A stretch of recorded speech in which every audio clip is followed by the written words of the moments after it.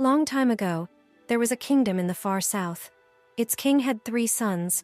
One day he thought that his sons should be given some education to prepare them for the time they take the reins. With this thought, King called his 3 sons to the court and said, "There is a pear tree outside our kingdom. I want you all to go in search of this tree in an interval of 4 months and find out how that tree is." After receiving the king's orders, each son went in search of that tree at their decided time. After all of them returned, King again called everyone to the court and asked them, "Tell all about that tree." First son said, "Father, that tree was crooked and dry. It looked lifeless." No, it was not lifeless but full of leaves, yet there was not a single fruit on that tree. Second son said, stopping the first one in the middle. Just then the third son said, "Brother, you seem to have seen the wrong tree because I saw a pear tree, and it was very magnificent, and was laden with fruits." 3 sons started arguing with each other about what they saw. Just then, the king got up from his throne and said, "Sons, you don't need to argue among yourselves. In fact, all 3 of you are correctly describing that tree. I deliberately sent you to search for the tree in different seasons, and what you saw was according to that season. On basis of this experience, I want you to learn. First, if you want correct and complete information about something, then you should check it for a long time, whether it is an object or a person. Second, just as the tree is dry, green, or laden with the fruits because of different seasons, similarly, there are ups and downs in the life of human beings. If you are ever going through a bad phase, keep up your courage and patience because time changes. And lastly, do not stick to your words as if it's the only right thing. Open your mind, and also listen and know thoughts of others. World is full of knowledge. Even if you try, you cannot earn all the knowledge by yourself alone. Therefore, do not hesitate to seek advice from wise people in a state of confusion. Once, there was a kingdom with a strict rule that every king will serve for 5 years only. Post his rule, he was required to go to the forest to spend the rest of his life. But the strange thing was, that woodland was full of dangerous animals, and nothing was available to live a good life. So there won't be any chance to come back alive. Many kings came to serve in that kingdom, and followed the rule as prescribed. Once the people of the kingdom decided to choose the desired person as their next king, who was very wise. They tried to convince the person to become their next king, but he denied it after knowing the rule. But somehow, he agreed to become the next king with a condition. He asked the people to let him visit that place where every king had gone after giving their services. He found that the place is full of trees and dangerous animals. There were no facilities for survival. After the inspection, he came back to the kingdom and became the king. Now, he started to plan for making the forest a peaceful place where survival is possible. In the first year, he started with the planning and execution of cutting some trees to make a proper path to go inside the forest. In the second year, he started with the plan to shift the dangerous animals to the safest place apart from that woodland. Further, in the third year onwards, he worked hard to start farming and making some small houses around. Finally, that forest was enough to live a peaceful life without any problems. In those 5 years, the king utilized the time properly with the best strategy. In this way, he followed all the rules, and in time, he managed to create a way to spend a better life. This time management story is inspirational for those who are hunting in the present to get a better lifestyle for the future.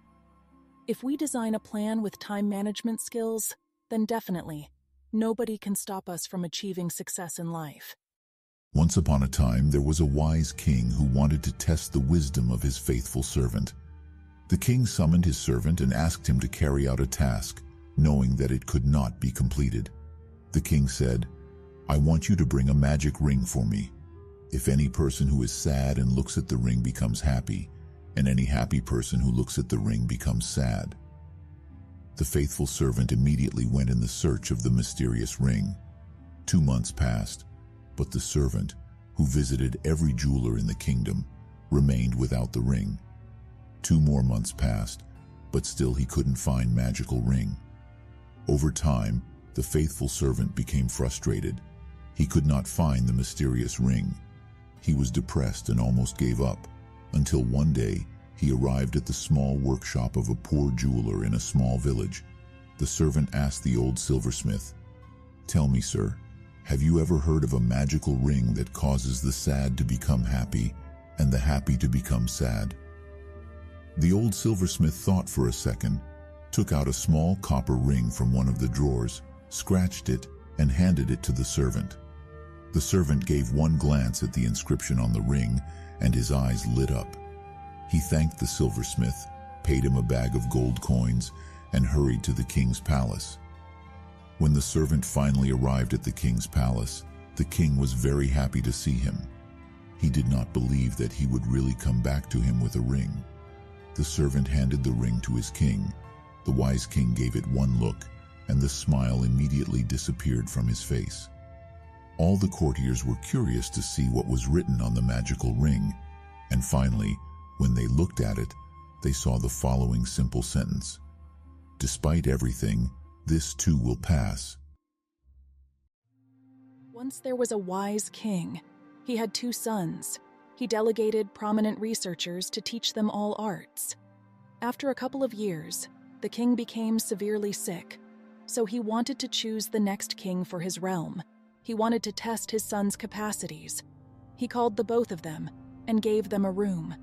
He said, "You must fill your room completely with anything you wish. It can be anything. In any case, there ought not to be any space left, and you shouldn't look for advice from each other." The next day, the ruler visited the eldest son's room. The room was completely filled with food. The ruler sighed at the foolishness of the senior son. Then he went to the room of his youngest son. In any case, it was kept shut. The king knocked at the door.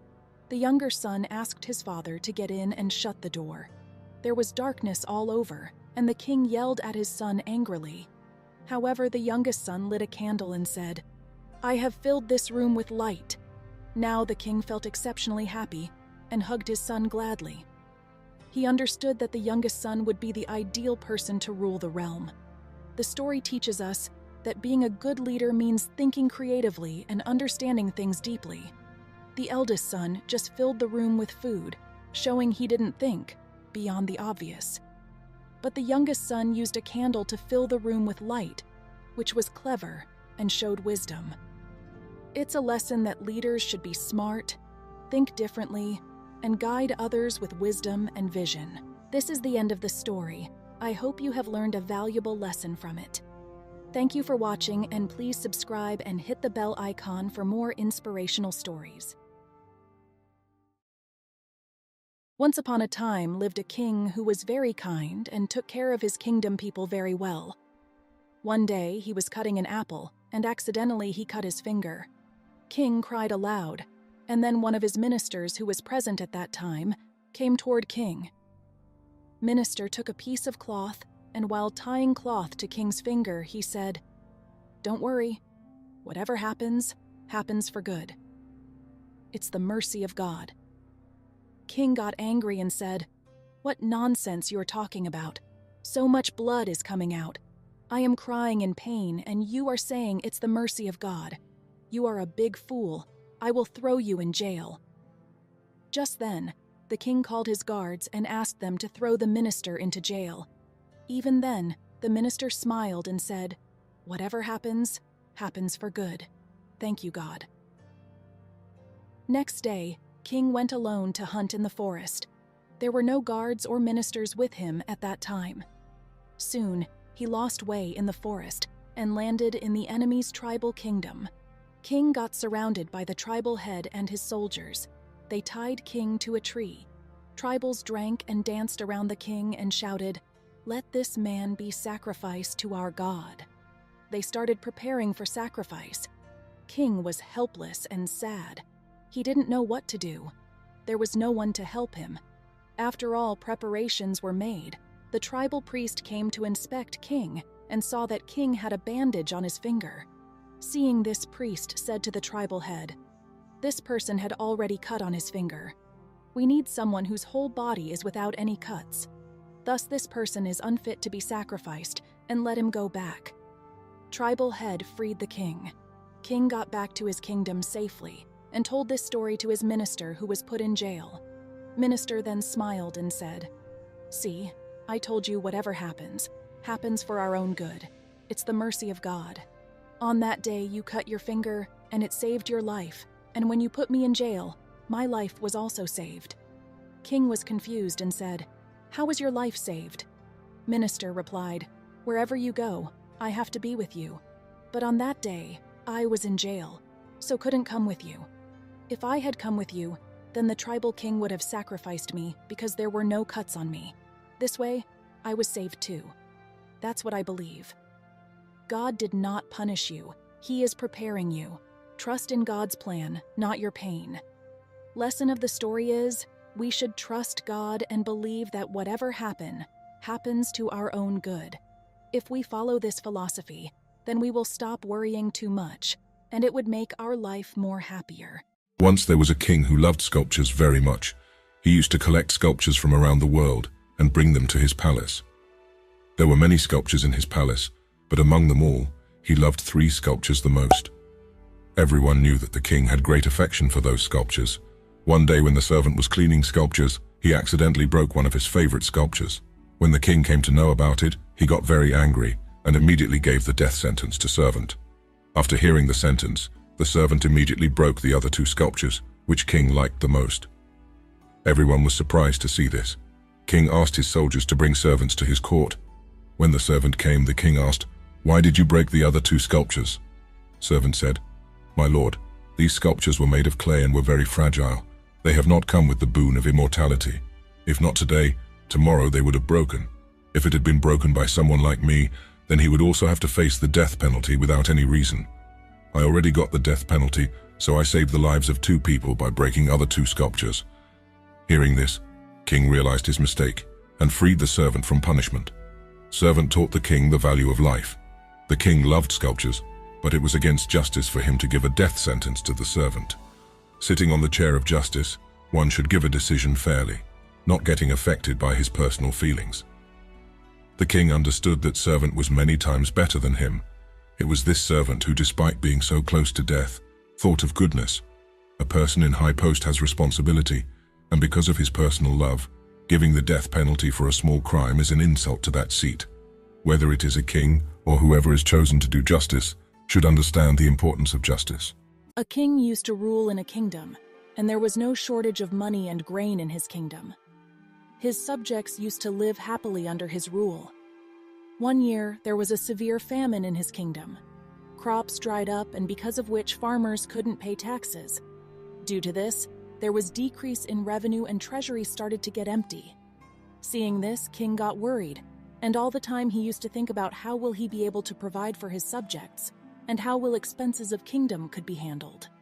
Time of famine passed and situation in kingdom became normal, but King didn't stop worrying.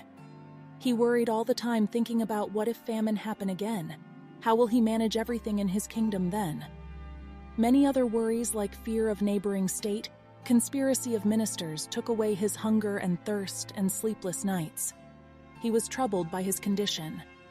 One day, a monk came to his court. King told his problem to monk and asked for his advice. Monk said, "This kingdom is the root of you worry. You can live worry-free by giving this kingdom to your son." At this, King said, "But my son is only 5 years old." Monk said, "Then you can hand over your kingdom to me. I will take all your burden and worries." King readily agreed and handed over his kingdom to the monk. Now monk asked, "What will you do now? How will you earn?" King said, "I think that I should do some business now." "But how will you arrange money for that? Now that kingdom is mine means I have the right over the treasury money. You cannot use it," said monk. "Then I will get a job," King replied. "Fine, but if you have to do the job, then there is no need to go anywhere else. Get a job here," replied monk. King got curious and asked, "What?" Monk smiled and said, "I am a monk. I will stay in my hut only. Staying in the palace, you manage this kingdom on my behalf." King accepted and agreed to work for monk. King started handling the management of kingdom as part of his job. The monk went to his hut. After a few days, The monk again came to the palace and met the king and asked, "Now you feel hungry or not? And how is your sleep?" "Now I eat a lot and sleep soundly. Earlier also I used to do this same work, but couldn't eat or sleep, but now I can. How this change happened? This is beyond my understanding," King asked. Monk smiled and said, "Earlier you had made work a burden and used to carry that burden on your mind all the time.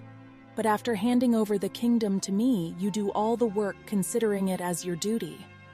Whatever work you do in life, do it considering it as your duty, not considering it a burden. This way you can stay away from worry." Long ago lived King Mahendra, who used to organize a competition in his capital every year. In competition, thousands of contestants participated, and winner would be awarded grand prize. Once King needed a nobleman who could be intelligent and could contribute to the work for society. So, he decided to organize a competition to find one. Announcement was made, and thousands of contestants came to participate. King had a large garden built for this competition, which he had filled with many valuable items. In garden, all kinds of materials were present, but no value was fixed in front of any object. Before starting competition, announcement was made.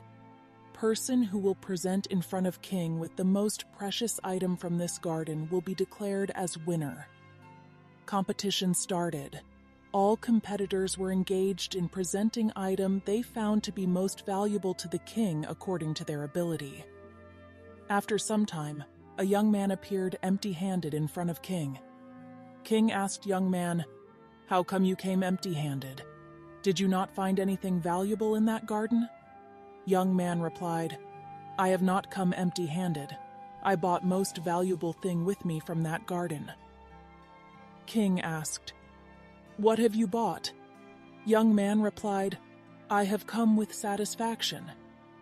King asked again, "Is satisfaction more valuable than these items bought here by other contestants?" Young man replied in calm voice, "Yes, my lord. There are many priceless things in this garden, but they can provide a moment of pleasure to all human beings. After acquiring these things, a person generates desire to get something more, and after receiving all these, person will be happy, but only for a moment. But person who had the wealth of contentment will be able to feel real happiness in his real life and control all his material desires." King was happy to hear his answer, and that young man was chosen among millions to be royal minister. Once upon a time, there was a wise king who needed to find someone kind to be the next ruler.